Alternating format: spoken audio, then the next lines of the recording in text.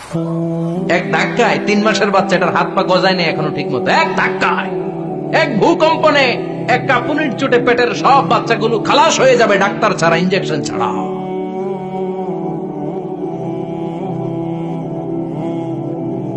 সেদিন যখন আল্লাহ একটা ভূমিকম্প তৈরি করবে, পৃথিবীটাকে যখন নাড়িয়ে দিবে, কাঁপিয়ে দিবে, একটা পাহাড়ও টিকবে না, সবগুলো পাহাড় তুলার মতো ধ্বনিত হতে থাকবে, মানুষগুলো ছিন্ন বিচ্ছিন্ন হয়ে ডানে বায়ে ছিটকে পড়বে, চন্দ্র সূর্য আলো থাকবে না, মানুষের চোখগুলো ছানা বড়া হয়ে যাবে।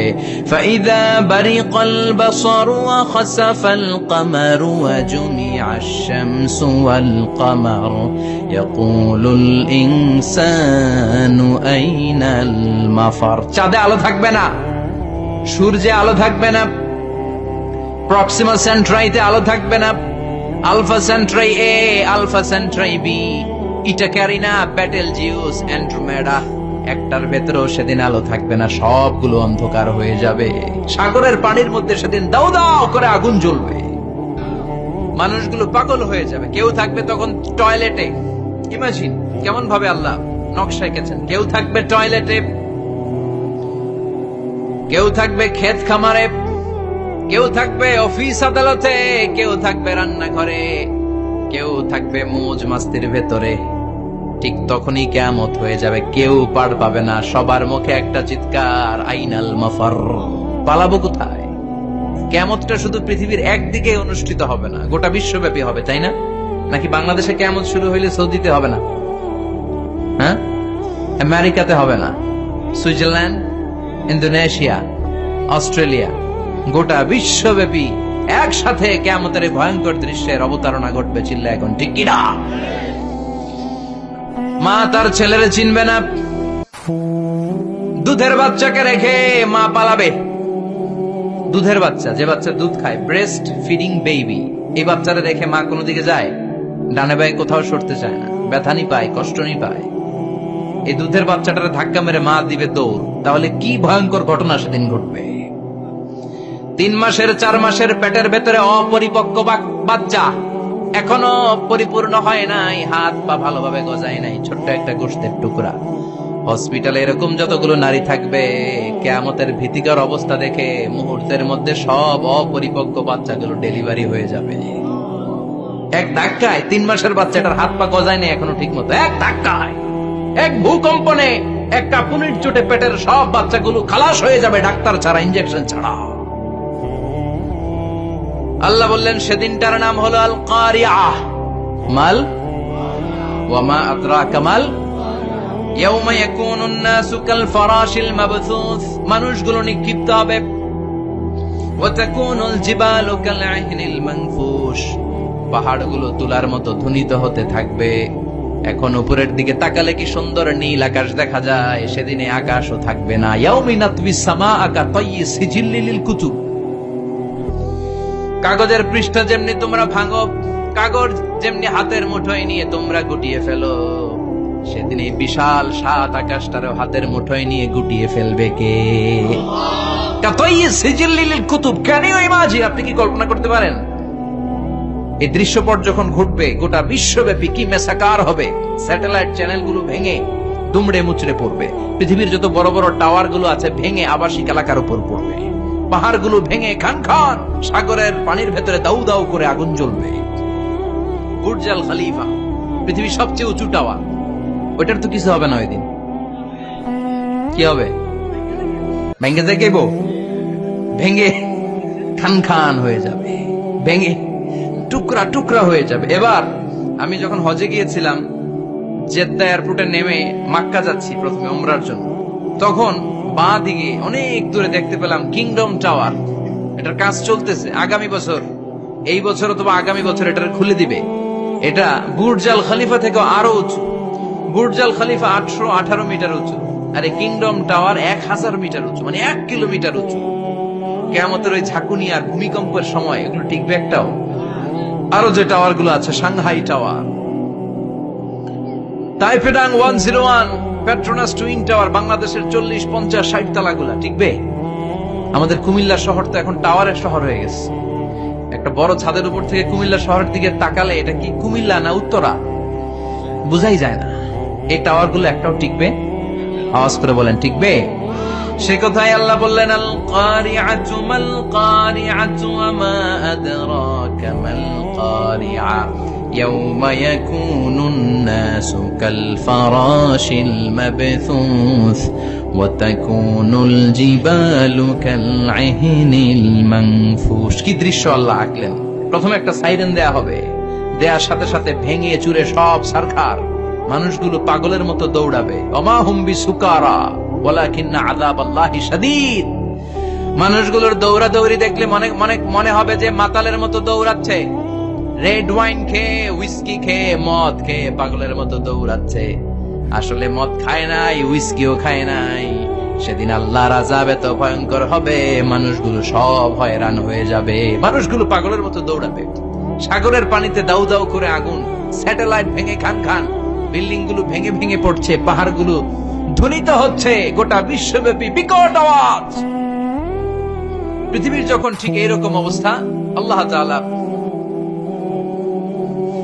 ইসরাফিলকে বলবে, ইসরাফিল, 3টা ফুৎকার দেওয়ার জন্য তোকে তৈরি করেছি, এবার দ্বিতীয় ফুৎকারটা দে। তাকে ফুৎকার দিতে হবে মোট কয়টা? আরো জোরে বলেন। সে কেবল একটা দিয়েছে, এবার দ্বিতীয় ফুৎকার দিবে। দ্বিতীয় ফুৎকার যখন সে দিবে, মুহূর্তের মধ্যে পৃথিবীর মধ্যে যত মানুষ আছে সবগুলো মরতে শুরু করবে, একটার পর একটা মালাকুল মাউত রুহু কবজ করতে শুরু করবে। মরবেন না শুধু একজন, চিল্লায় বলেন তিনি কে? কুল্লু মান আলাইহা ফানি ওয়া ইয়াবকা ওয়াজহু রাব্বিকা যুল জালালি ওয়াল ইকরাম ফাবিআইয়ি আলাই রাব্বিকুমা তুকাল্লিবান। পৃথিবীর মধ্যে যা যা তোমরা দেখো সব হয়ে যাবে ফান। সব কি? ফান। আমরা বলি না ফানা ফানা, বলি ফানা ফানা হয়ে যাবে, কিছু থাকবে না, থাকবে একজন, চিল্লায় বলেন যিনি কে? এজন্য সব সময় আল্লাহর কাছে কামনা করবেন, আল্লাহ তুমি ঈমানের মরণ দাও। পড়ে না আমিন? ও আল্লাহ তুমি আমাদেরকে শাহাদাতের মরণ দাও। পড়ে না আমিন? আমাকে শহীদ করে সেই মিছিলে শামিল করে নিও, যে মিছিলের নেতা মীরে হামজা খোবায়েবে খাব্বাব আল্লাহর কাছে ছিল অতি প্রিয়। শামিল করে নিও আমাকে শহীদ করে সেই মিছিলে শামিল করে নিও। পড়েন আমিন? বিশ্বনবী বলেন, শাহাদাতের তামান্না নিয়ে যদি, অন্তরে শাহাদাতের ইচ্ছা নিয়ে যদি, শাহাদাতের তামান্না নিয়ে যদি কেউ বিছানার মধ্যে ডায়রিয়া রোগে আক্রান্ত হয়েও মারা যায়, হার্ট অ্যাটাক করেও মারা যায়, স্ট্রোক করেও যদি মারা যায়, কিন্তু অন্তরে যদি শাহাদাতের তামান্না থাকে, কিয়ামতের ময়দানে শহীদদের সাথে তারে দাঁড় করাবে কে? ঈমানের পথে অবিচল থেকে আমার মরণ যেন হয়। পড়েন আমিন? আমার সাথে সাথে বলেন, ঈমানের পথে অবিচল থেকে আমার মরণ যেন হয়। তোমারই কাছে মিনতি আমার, তোমারই কাছে মিনতি আমার, মহামহিম দয়াময়। ঈমানের পথে অবিচল থেকে আমার মরণ যেন হয়। পড়েন আমিন? ঈমানের মৃত্যু এক, আল্লাহ ছাড়া কেউ দিতে পারে না। শাহাদাতের মৃত্যু আল্লাহ ছাড়া কেউ দিতে পারে না। এজন্য আখের যদি ভালো হয়, সব ভালো তার, শেষ ভালো যার। বিশ্বনবী দোয়া করতেন, আল্লাহুম্মা রযুকনা হুসনাল খাওয়াতিম, আল্লাহুম্মা রযুকনা হুসনাল খাওয়াতিম। প্রতিদিন সব সময় নামাজের পরে পড়বেন, আল্লাহুম্মা রযুকনা হুসনাল খাওয়াতিম, আল্লাহুম্মা রযুকনা হুসনাল খাওয়াতিম। আল্লাহ আমাদের শেষটাকে ভালো করো, আমাদের শেষটাকে তুমি ঈমানের উপর করো। পড়েন আমিন? অনেক আল্লাহওয়ালা নামাজি শেষ জীবনে মুরতাদ হয়ে যায়, নাস্তিক হয়ে যায়, আছে না নাই? মুফাসসির ইসলামের নাম শুনছেন? অনেক ইসলামের বয়ান দিত লোকটা, শুরু থেকে আমি তাকে চিনতাম। অনেক ইসলামের বয়ান করতো, ইসলামের পক্ষে এসে অনলাইনে কথা বলতো, আস্তে আস্তে আস্তে আস্তে নাস্তিক হয়ে গেছে। এজন্য বিশ্বনবী বলতেন, আল্লাহুম্মা রযুকনা হুসনাল খাওয়াতিমা, আল্লাহ শেষটা আমার ভালো করো, আমার শেষটা যেন কালিমাতুত তাইয়্যিবা লা ইলাহা ইল্লাল্লাহর উপর হয়, আমার শেষটা যেন ঈমানের উপর হয়। পড়ে না আমি? এক সাহাবা জিহাদের ময়দানে, বুখারীর বর্ণনা, যুদ্ধের ময়দানে সে সামনে যাই পাচ্ছে, লা তাজিদু শাযযা ওয়ালা ফাযযা ইল্লা ইয়াকতুলু বিসাইফি, বিশাল তলোয়ার নিয়ে আল্লাহু আকবার বলে বলে কাফের আর মুশরিকের বাচ্চাগুলোর কচুকাটা করছে। সাহাবীরা দেখে পেছন থেকে বাহাবা দেয়, নবীর কাছে এসে খুশ খবর দেয়, ও নবী দেখেন আপনার সাহাবী দিন কায়েমের আন্দোলনে কালিমার পতাকাটারে জমিনের বুকে পতপত করে উড়ানোর জন্য কেমন করে যুদ্ধের ময়দানে, জিহাদের ময়দানে কাফের আর মুশরিকদেরকে কচুকাটা করছে। নবী দেখেন আজকে জিহাদের ময়দানে যুদ্ধের সব সওয়াব আল্লাহ এই সাহাবীরই দিয়ে দিবে। বিশ্বনবী বললেন, হুয়া ফিন্নার, সে জাহান্নামে যাবে। সাহাবীরা তো অবাক, জীবন বাজি রেখে তলোয়ার নিয়ে কাফেরদের সাথে যুদ্ধে ময়দানের মধ্যে লিপ্ত, একটার পর একটা কাফের গুলোরে হত্যা করে জাহান্নামের মেহমান করে পাঠিয়ে দিচ্ছে। এই লোকটা কেমন করে জাহান্নামী হয়? বিশ্বনবী বললেন, হুয়া ফিন নার, এই লোকটা জাহান্নামে যাবে, এরে কেউ বাঁচাতে পারবে না, জাহান্নামী। এক সাহাবী মনে মনে বলল, এই লোকটা কেমন করে জাহান্নামী হয়, আমি তার পেছনে পেছনে দেখবো তার শেষ পর্যন্ত কি ঘটে, কারণ নবী যা বলে এটা তো কোনোদিন মিথ্যা হতে পারে। সাহাবী লুকিয়ে লুকিয়ে তার পিছু নিল, দেখলো যুদ্ধ করতে করতে জিহাদের ময়দানে শত্রুদের মাঝখানে খাটির ভেতরে সে মারতে মারতে চলে গিয়েছে, মারতে মারতে কাফেরদের মাঝখানে এমন জায়গায় চলে গিয়েছে চারদিক থেকে কাফেররা তাকে ঘেরাও দিয়ে ফেলেছে। এবার আর সে পারে না, দীর্ঘ সময় যুদ্ধ করতে করতে এবার ক্লান্ত শ্রান্ত, এবার নিজেও মারে আবার মাইরও খায়, মারে এবার মাইরও খায়। খেতে খেতে হঠাৎ এক কাফেরের তলোয়ারের আঘাত তার ডান হাত নাই, এক কোপে ডান হাতটা জমিনে পড়ে গিয়েছে, ফিনকে দিয়ে রক্ত, ব্লিডিং হতে হতে, রক্তপাত হতে হতে সাহাবী নিস্তেজ, আর পারে না, আর সহ্য করতে পারে না। শাহাদাতের জন্য অল্প একটু দেরি, এই অল্প একটু দেরি সাহাবীর আর সহ্য হয় নাই। ওই সাহাবী নিজের তলোয়ারটা জমিনের মধ্যে গেড়ে তলোয়ারের উপরে ছাপিয়ে পড়েছে, তলোয়ারের এক মাথা পেটের এইখান দিয়ে ঢুকে পিঠের ওই পাশ দিয়ে বের হয়েছে। যে সাহাবী পেছন থেকে ফলো করেছে সে বলে, আশহাদু আন্না মুহাম্মাদ রাসূলুল্লাহ, আল্লাহু আকবার। দৌড়ে এসে নবীর কাছে বলে, ও নবী, আপনি যে নবী, শেষ নবী, আখিরি জামানার পয়গম্বর, আপনি যে বিশ্ব নবী, কোনো সন্দেহ নাই, আমি নিজ চোখে চাক্ষুষ দেখে এসেছি আপনার ওই সাহাবা আত্মহত্যা করে দুনিয়া থেকে বিদায় হয়েছে। এজন্য শেষটা কার, শেষটা কিভাবে যায় আমরা জানি। এজন্য আল্লাহর কাছে আমরা ফরিয়াদ করি আমাদের মৃত্যু যেন ঈমানের মৃত্যু হয়। আমিন পড়েন, আর জোরে পড়েন আমিন। দ্বিতীয় ফুৎকার দেওয়ার সাথে সাথে আল্লাহ মালাকুল মাউতকে বলবে, ও মালাকুল মাউত, পৃথিবীর সব মানুষগুলোর রূহ কবজ কর। সব মানুষের রূহ কবজ হয়ে যাবে, সব জিনদের রূহ কবজ কর, সব জিনদের রূহ কবজ হয়ে যাবে। এবার সব ফেরেশতাদের রূহ কবজ কর, সব ফেরেশতাদের রূহ কবজ হয়ে যাবে। আল্লাহ বলবেন, আখবিরনি মাইয়া বুখা, আর কে কে বেঁচে আছে বল। মালাকুল মউত বলবে, আল্লাহ মানুষগুলো সব শেষ, জিনগুলো শেষ, ফেরেশতাগুলো শেষ, শুধুমাত্র 4 জন বড় বড় ফেরেশতা এখনো মরে নাই। আল্লাহ বলবে, যা জিব্রাইল, মিকাইল, ইসরাফিল, যে ইসরাফিলের ফুৎকারে কিয়ামত হয়েছে ওই ইসরাফিলকেও শেষ করে ফেল। জিব্রাইল, ইসরাফিল, মিকাইল সব শেষ, এবার মহাবিশ্বে কেউ নাই। আল্লাহ বলবেন, আখবিরনি মাইয়া বুকা, ও মালাকুল মাউত, আর কে আছে? কয় কেউ নাই, সব শেষ। কেউ আছে? কেউ নাই, সব শেষ, আছে শুধু আল্লাহ আর মালাকুল মাউত, ঠিক কি না?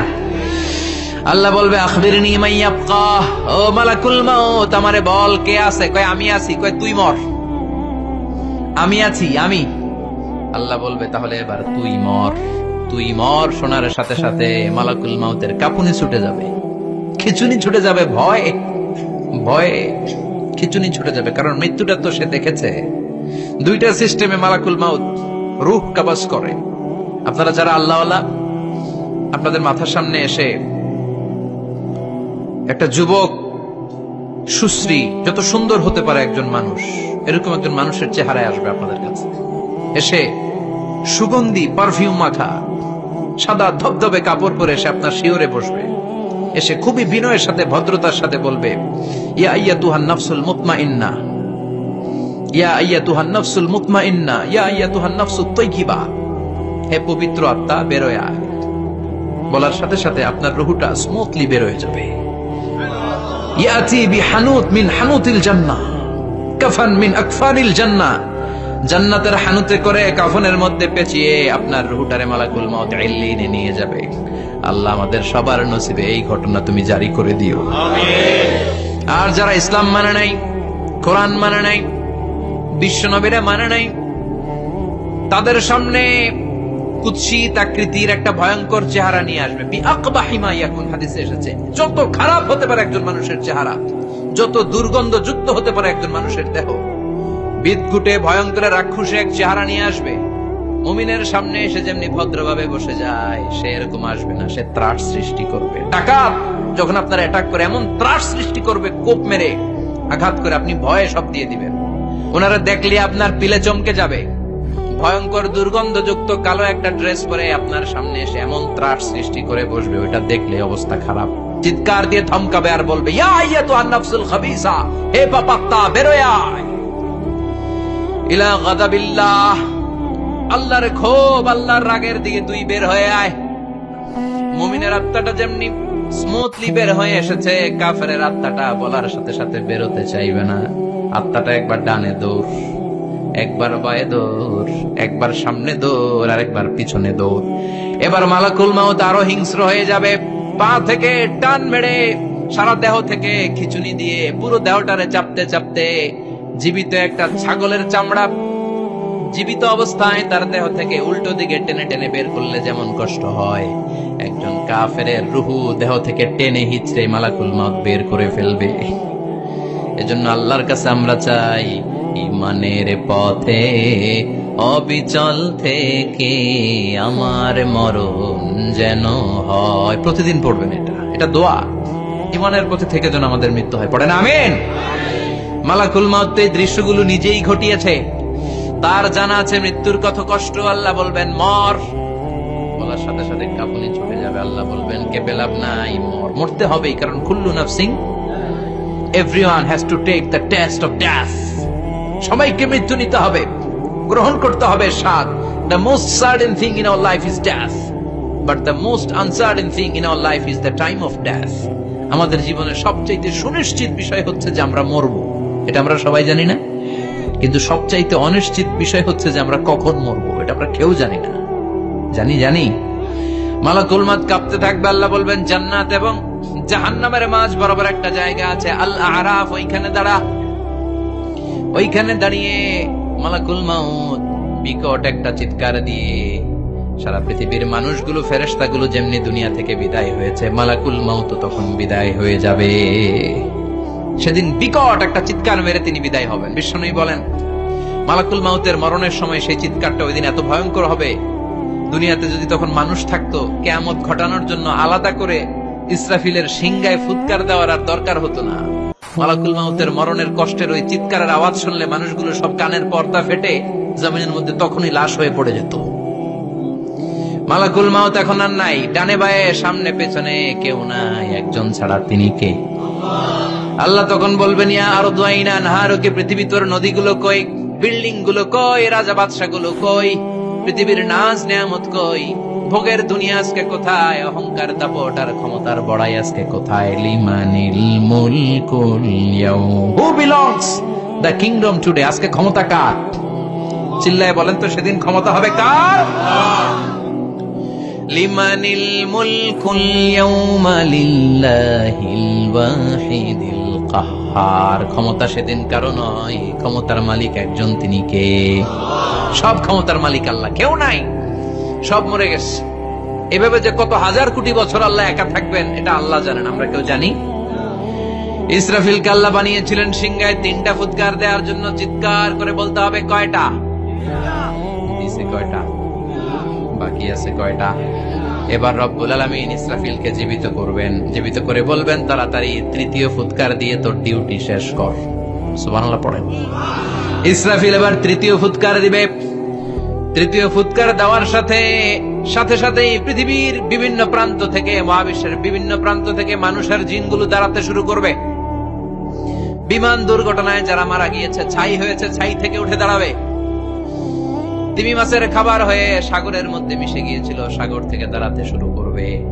পাহাড়ের মধ্যে যারা মারা গিয়েছে, পাহাড় থেকে উঠবে। হিন্দুদের শ্মশানের মধ্যে যেখানে লাশ পোড়ানো হতো, ওখান থেকে দাঁড়াবে।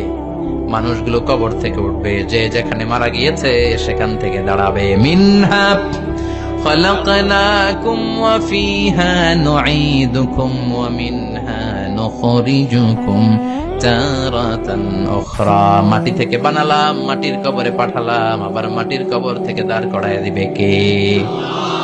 মানুষগুলো দাঁড়াবে।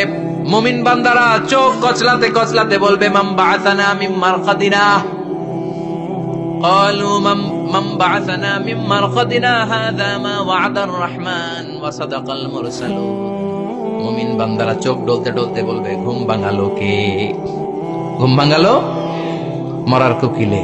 ঘুম ভাঙাইয়া গেল রে মরার কুকিলে, কয় না? এটা মরা কুকিল আবার ঘুম ভাঙায়, ব্যাটারি দিছে মনে এটার ভিতরে।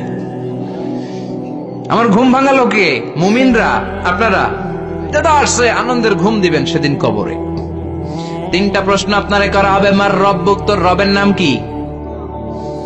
তোমার ধর্মের নাম কি? এই লোকটারে চিনো নাকি, ওনার নাম কি?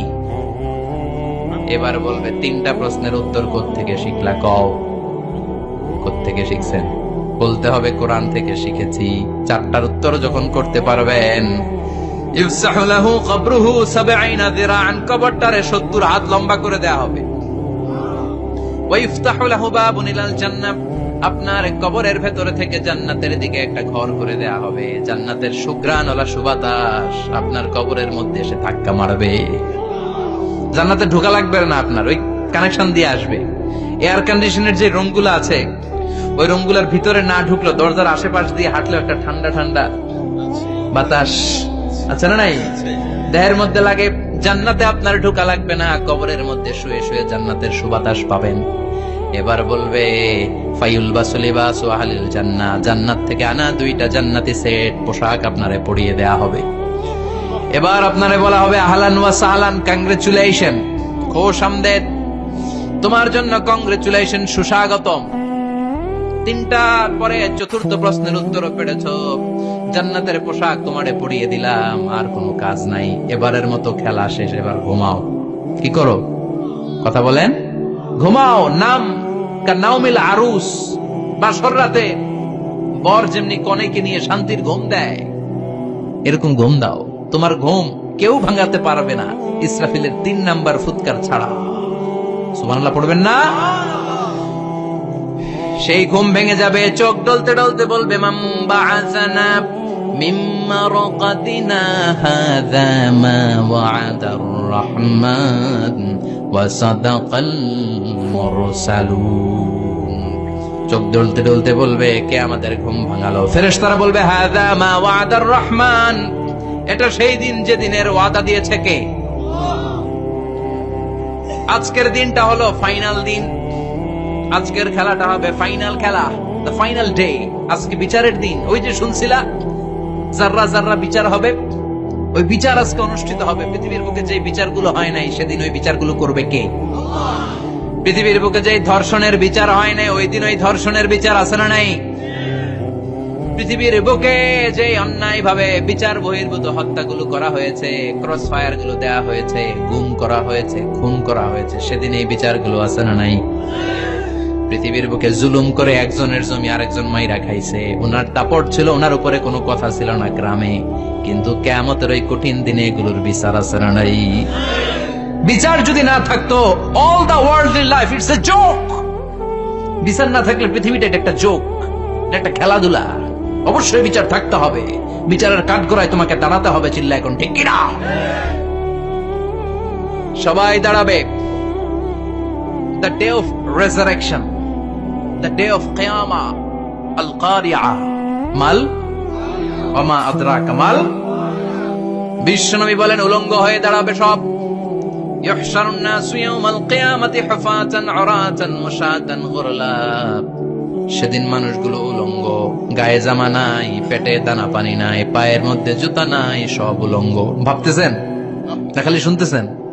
ভাবতেছেন যে ওই দিন আপনিও দাঁড়াবেন, আমিও দাঁড়াবো, আমাদের সবাইকে দাঁড়াতে হবে অবশ্যম্ভাবী। ওটা থেকে পার পাওয়ার কোন সুযোগ আমাদের নাই। চিল্লা এখন ঠিক কিনা? আল্লাহ বললেন কাআন সাফসাফা লা তারা ফিহা ইওয়াজান ওয়ালা আমতা, লেভেল প্লেইং ফিল্ড। এক জায়গা থেকে কোটি কোটি মানুষ এক নজরে দেখা যাবে। সবগুলো উলঙ্গের মতো দৌড়াবে, পেটে দানা পানি নাই, খাওয়া দাওয়া নাই, ক্লান্ত শ্রান্ত পেরেশান। আকাশের সূর্যটা একেবারে মাথার কাছে চলে আসবে। আল্লাহর আরশের ছায়া ছাড়া সেদিন কেউ কোনো ছায়া পাবে না।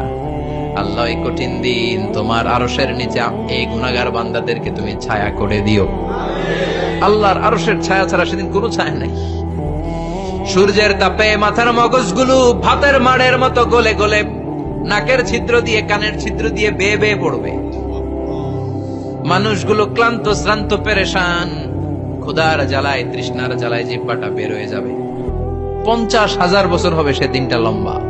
কয় হাজার? 50,000 বছর। পাগল হয়ে যাবে মানুষ, পাগল।